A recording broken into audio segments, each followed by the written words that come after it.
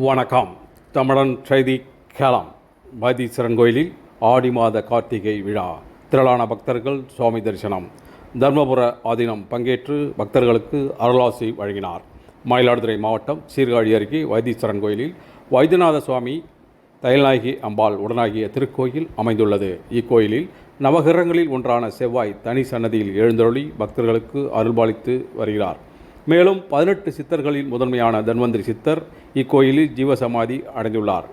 இக்கோயிலில் அமைந்துள்ள சித்தாமிர்த தீர்த்த குளத்தில் நீராடி சுவாமி தரிசனம் செய்தால் 4448 நோய்கள் தீரும் என்பது ஐதீகம். இக்கோயிலுக்கு உள்ளூர் மற்றும் வெளியூரிலிருந்து தினந்தோறும் ஏராளமான பக்தர்கள் வந்து சுவாமி தரிசனம் செய்து செல்கின்றனர்.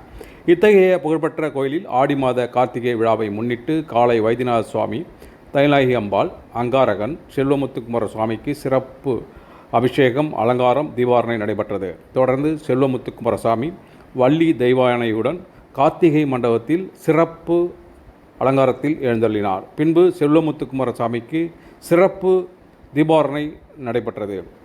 அப்போது தர்மபுர ஆதீனம் ஸ்ரீலஸ்ரீ மாசிலாமணி தேசிக ஞானசம்பந்த பரமாச்சாரிய சுவாமிகள் மற்றும் பக்தர்கள் கலந்து கொண்டு சுவாமி தரிசனம் செய்தனர்.